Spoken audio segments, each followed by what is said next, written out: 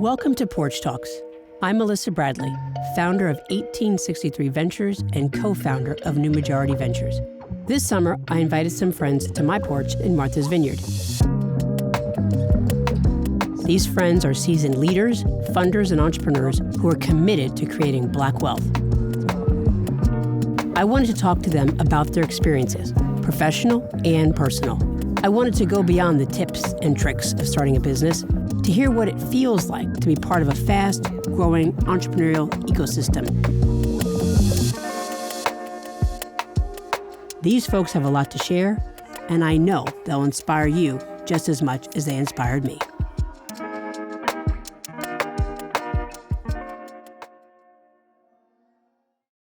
So welcome to the porch. Sorry we couldn't be outside. You know the weather, rainy, then sunny.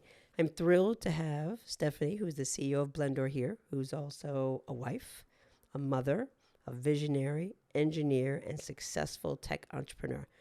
Now doing some investment work. But I think the thing I'm proudest for you for is you're a wife and a mom. That's how I know you. How would you like the world to know you? How would I like the world to know me? I am a risk taker. Okay. And I love just maximizing the opportunities that are available. So my identities are more centered around the work that I do and less around my personal relationships. But yeah, I am a backcountry skier. I am an engineer. I am a data activist. And I say that my vision is to pluralize the archetype of genius. All right now. What does that mean? What does that look like? So if you do, for example, like a Google image search of genius right now, today, it'll be primarily white and Asian men. That is the prototype that historically we have used. Sure. And I think as we enter into this fourth industrial revolution, we'll see more and more images of geniuses that don't fit that mold. Right. And I'm trying to enable that. I'm going to jump ahead a little bit because you have a child. Yes. Tell us about the baby. Or I guess not a baby anymore. Yeah. Alistair Theodore Alfred VanPutten is 9 months old and amazing. My wife carried. And seeing that journey has been very revelatory. But yeah, he's great. Like seeing him discover the world and wake up happy has like grounded me in a way that I could not have expected. Yeah. I find when our last set of twins were born, I was thinking, you read all these books, I got to do all this stuff. And I realized at some point, the only thing I need to do is preserve their happiness because it's gone so quick. Yeah. What is your greatest hope for Alistair? My greatest hope for Alistair is that he can truly be a global citizen. I have concerns about the way this country influences the early identity development of African-American boys. Yep. And so I hope that we expose him to enough countries, enough people, such that he feels American, but bigger, right. Knows that his identity is not completely wrapped up in what America defines him as. That's good. Comfortable and confident wherever he is. Or her. We don't even know what this person's gender will be. Fair enough. I just showed my generational age. I'm still trying to catch up. Yes. That's fair. What's your wife's name?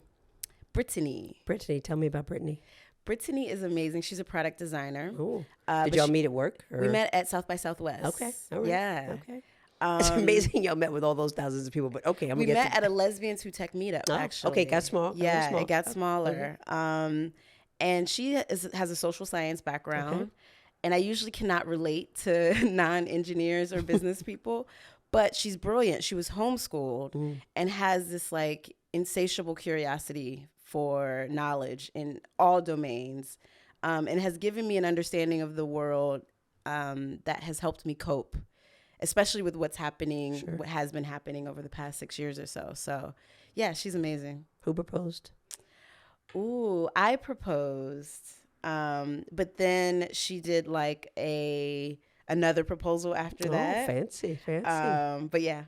And you got married last year? We officially eloped last year in Aquinnah. Yeah. And why did you elope? She was 8 months pregnant. Okay. And it was like, still COVID. Yep. And we just wanted it to be about us and like what we wanted in our day. Sure. So it wasn't a hard decision. It was great. When you think about your life before Brittany Mm-hmm. and now, what's the biggest thing that's changed? Other than Alistair, of course. You know, honestly, if we're really going to get personal, Yeah, please. I don't think I was ever truly loved or felt truly loved. Let me rephrase that. Felt truly loved. There's a big difference. Yes. Yeah. Until I met this person, because she has just been through the trenches. She's seen the good, bad, and the ugly. And at the end of the day has made it very clear that she's not going anywhere and that I'm okay and that she's okay. That's awesome. For someone like me to experience that Sure. allows for so many other things to settle in my spirit, in my, even in my physical being. I feel a lot more relaxed knowing that, okay, at least one person got you. has got me no matter what. It's fascinating you say that, because I think there's something about, respectfully, all of us who had single parents, because we realize if they're gone, then what? Right? I mean, I think there's an element of vulnerability that when you said that, I was like, I guess we all, I mean, I had a single parent. So it's interesting. I do think that you don't think about it in the moment, but you realize, like, wow, if something happens to this person, I'm on my own. Right. Wow. Yeah. You started with I'm a risk taker, which I think if anybody reads anything about you and know your story, they would say yes. But risk taker could be small or big. It could be like skiing or doing those crazy X Games, or it could be just like, I'm not going to take my phone with me. What is the biggest risk you've ever taken? Ooh, definitely starting this company, Blendor, because no one in my family has really taken that level of risk. We've been so focused on education and like coloring in between the lines. But for me to quit my job at Microsoft, go to business school with very little capital and start this company right out of business school was probably the biggest risk I've ever taken. And so you quit your job at Microsoft. I hear people say, I quit my job at the Fed, or people like, don't lose those good government or corporate jobs. What did your family say when you quit your job? They thought I was crazy. But I do have an entrepreneurial family, primarily lifestyle businesses. So I think there was some level of understanding that corporate America is not where we thrive. I think more so the confusion was like, you don't have a backup plan. Gotcha. So what's next? But I'm sure my sense is you did, though. Oh, yes. Right. Okay. Yes. But long term, I didn't know the details along the way, but I knew what I was striving for, and I was going to figure it out along the way. Gotcha. So you quit your job. Your family was like, ooh, what's really going to happen? What was the thing that you were most scared of?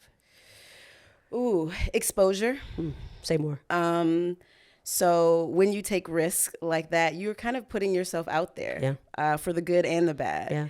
And I think given my upbringing, I have avoided negative exposure as much as possible. It really scares me. Can you say more about that?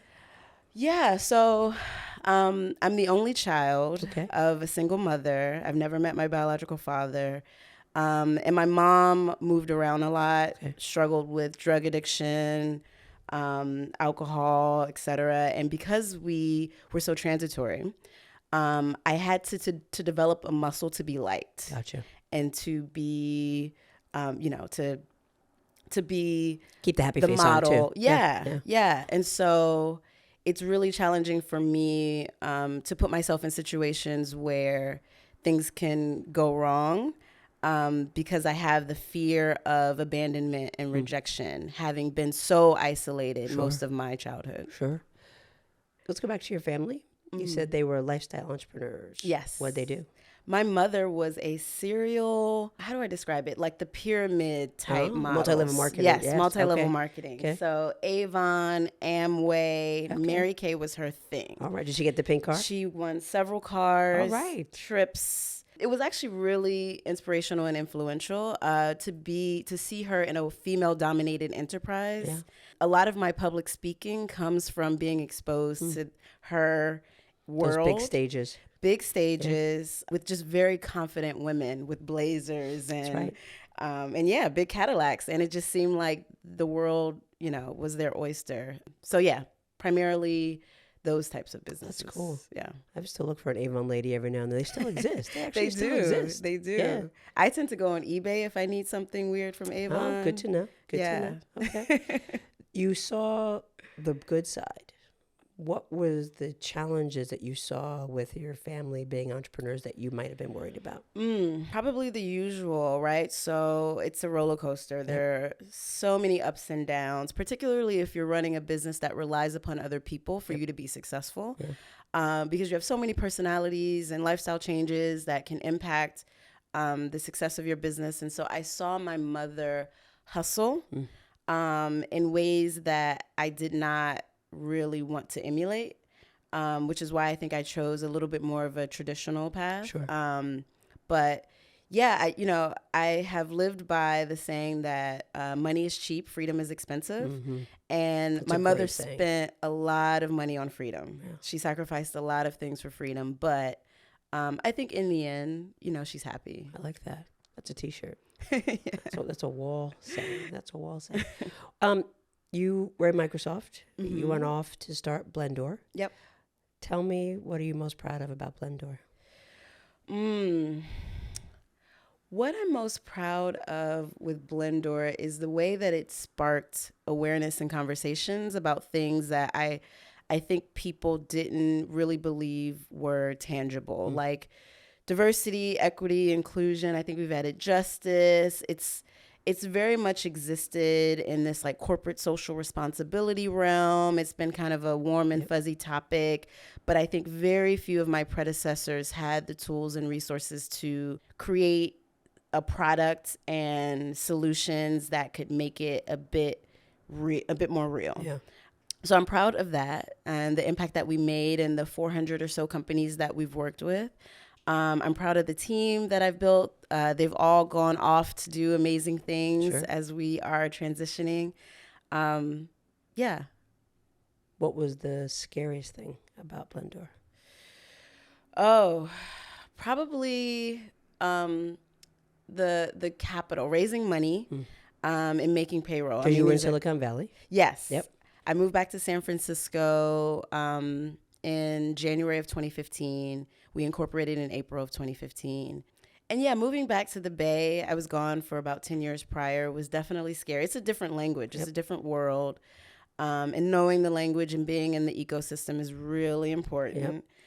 So yeah, entering that space after years of, being on the East Coast and the Southeast was definitely a little daunting. But I feel much better off for it. I'm really glad that I spent those 7 years there, because I feel far more equipped to kind of navigate these spaces on both coasts at this point. Blendor was really about diversity, but not just for the sake of diversity, right? It was a recognition that there was talent that was sitting on the sidelines. How did Blendor change post George Floyd? Yeah, we pivoted to focus more on accountability. Amen.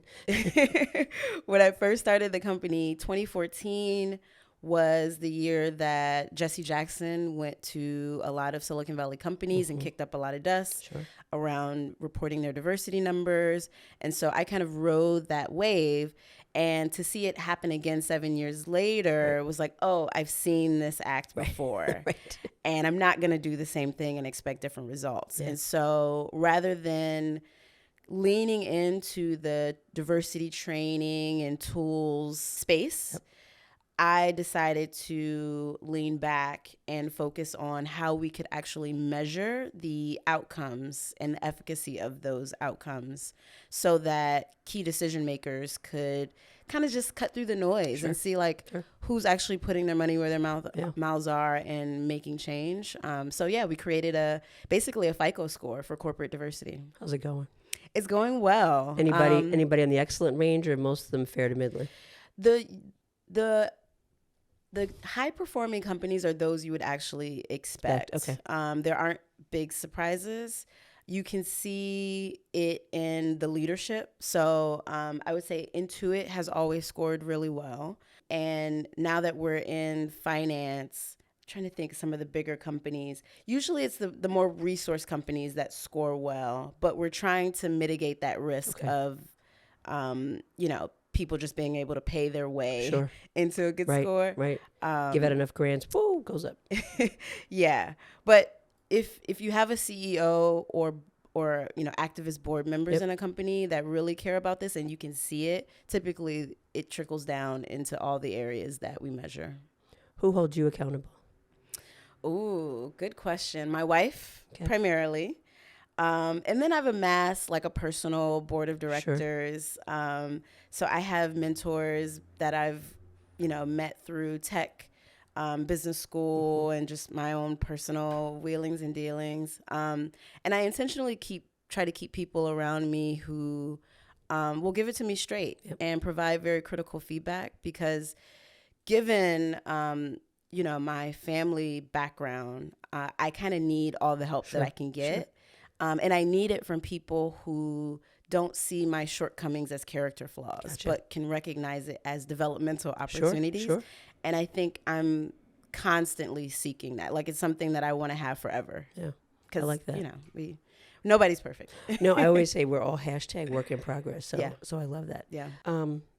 Tell me about what's next after you're doing some other stuff besides Blendor. Yeah, so I have joined the Equity Alliance, which is a fund of funds focused on emerging diverse fund managers. Okay. It's backed by Dick Parsons, Ron Lauder, Mike Novogratz. Big time. Yeah, it's great. It is really great. I'm excited about the work that they're doing, focused on social capital. Mm-hmm.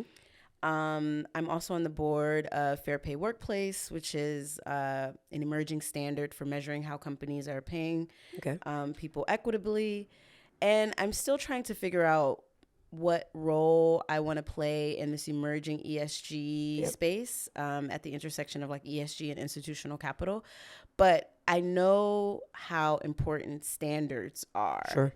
And so I think I'm trying to align myself in my personal and professional life with getting in the proper spaces where these standards are being built, because I know that the implications hundreds of years from now are going to be major. Oh, and I started a nonprofit, Visible Figures. Tell us about Visible Figures. Visible Figures is the largest network of venture-backed Black women founders and fund managers. We're expanding to include other just Black women luminaries. Okay. But it started off as just a little good old girls network with a listserv. But over 5 years, it became much more powerful than that. We were facilitating nominations for global awards. We were connecting folks with funding opportunities. Mm-hmm. And I could sense that I was building something on a foundation of trust, which I think is this invisible currency that we don't talk about a lot in business or enough. And so, I want to grow that to be global and exist, but not be obvious. So one of the things I learned recently is that trees communicate underground. So if one tree is under-resourced, other trees will chip in. If there are climate changes or diseases or anything, they get a heads up through this communication through their roots underground. That's exactly what I'm trying to replicate. I don't want Visible Figures to be, big and loud and, like sorority, like everyone's got to get in and we're going to haze. No, I just want communication to flow, resources to flow so that we can thrive. I love it. Who knew trees communicate with each other? Yeah. Huh. Yeah, they're really powerful. Every day. When you think about all the women that you've convened, what is the one thing that you hear from them that they want the most of? Ooh, I'm going to tell you what they say. Okay, and I'm going to tell you what I interpret. Okay, there you go.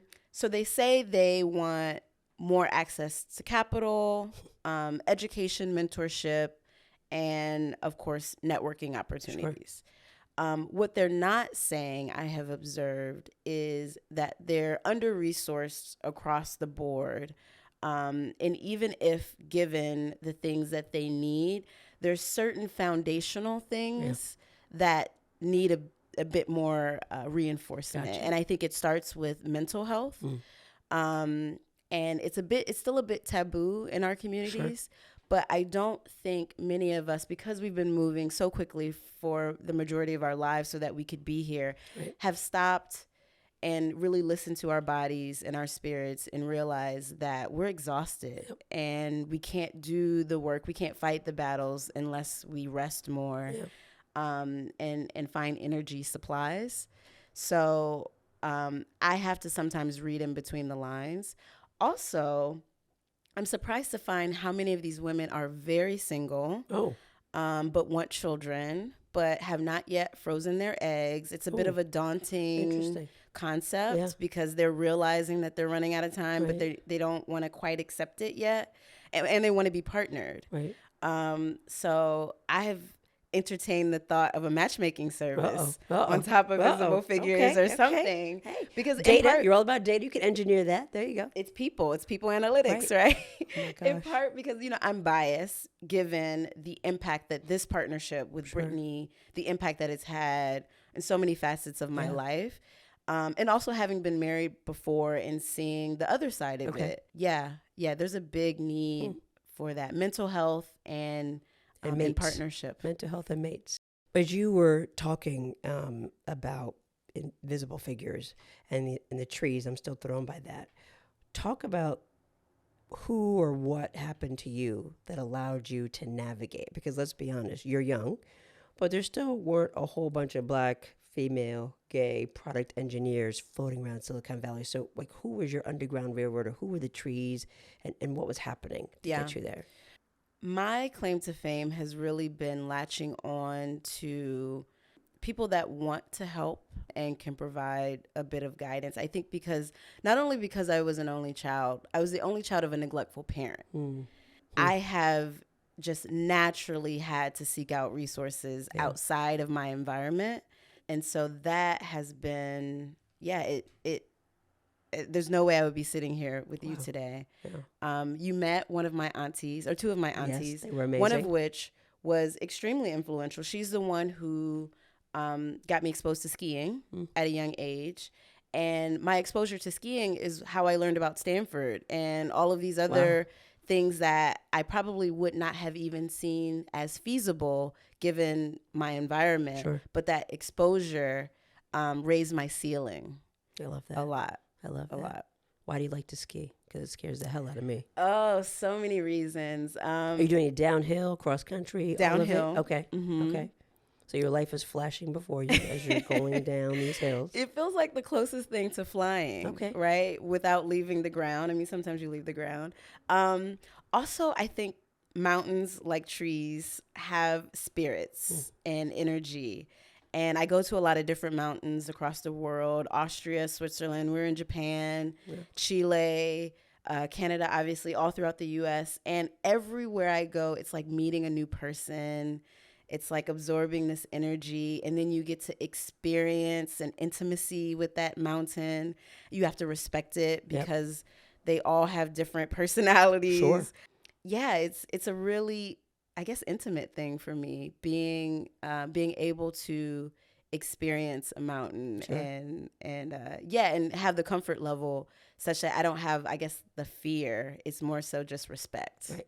I respect the mountains so much that when I go to Aspen, I ride up on the tram and I just sit there and I have a drink, and then I ride back down on the tram and I cheer for all of you all racing down. I go, look at that. That's awesome. I still feel the spirits, but they're telling me, do not put your feet on the snow. Stay in your lane. That's right. That's right. Putting Alistair aside for a second, what is your proudest personal moment? Probably being accepted to MIT. I was often told and felt in undergrad that I didn't belong, that I was an affirmative action admit, and I just kind of squeaked by. But getting accepted to MIT as an engineer is like huge. That's the top of the mountain. Right. Right.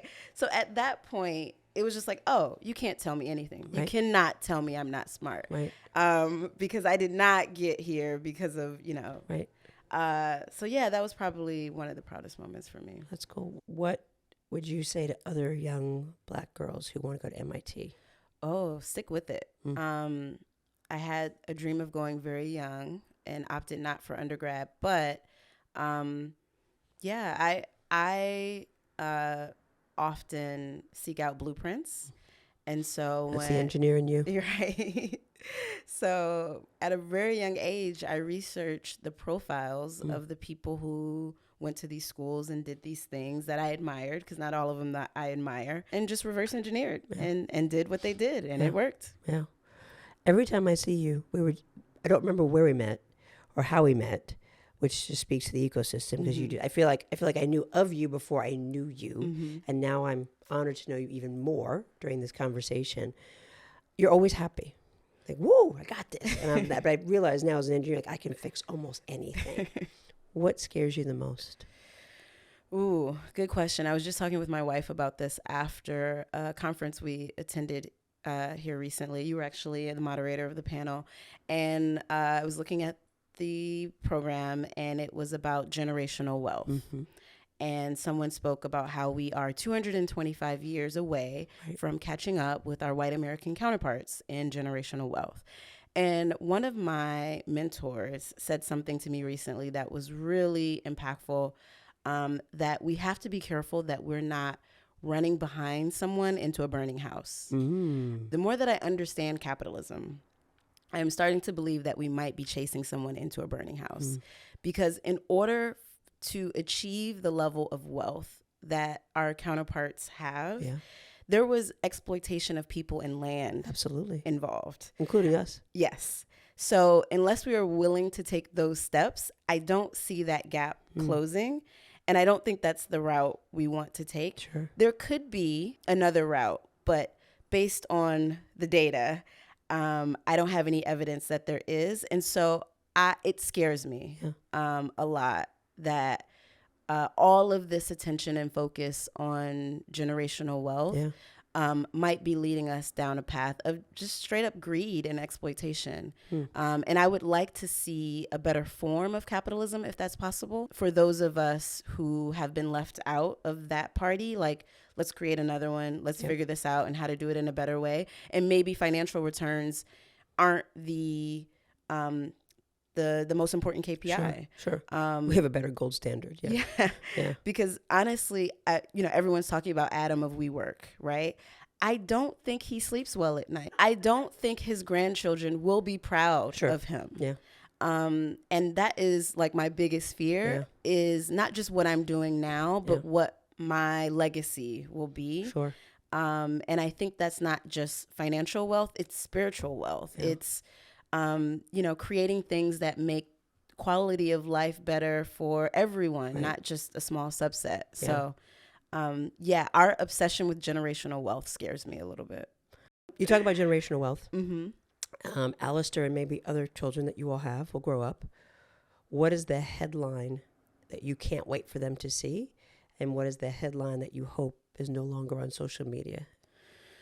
The headline that I hope Alistair will see is that we've achieved some significant amount of parity, gender parity, racial parity, all these categories that have emerged over the years, over the centuries. I'm looking for something that's like, okay, we figured this thing out. Gotcha. We're good here. Right, check the box before we all leave. Okay. Yep. Is there a headline out there that you don't want Alistair to see? I don't want to see any more hype about billionaires and the things that they're accomplishing, going into space, their tomfoolery, because it's just greed. We're rewarding greed. And it's not, the Native Americans have a term for people who take the biggest piece of meat. And it's not considered, something that you praise. Right. And I'm hoping we get away from that, like propping up, the wealthy. Right. Stop saying massive accumulation is a good thing. Yeah. And really highlighting them as, revolutionaries, visionaries, those who can fix the world's problems. One of my favorite books is from Anand Giridharadas called Winner Takes All. Oh, yeah. Love that book. Because it really just breaks apart what's happening when you have someone who's amassed a great deal of wealth and they think they're best equipped to solve the world's problems, even though they've benefited from crazy tax breaks along the way, because in their minds, they're more equipped than the systems that have evolved over hundreds of years to solve problems. And it's just not smart. It's not wise. Of that. We have a lot of other people who amassed great amounts of wealth off the ancestors of the communities they're trying to help, and nothing happens. Nothing happens. I want to thank you for coming to the porch. Thank you. Despite the rain, we're close enough. So I really appreciate it. Truly enjoyed the conversation. Likewise. Thanks.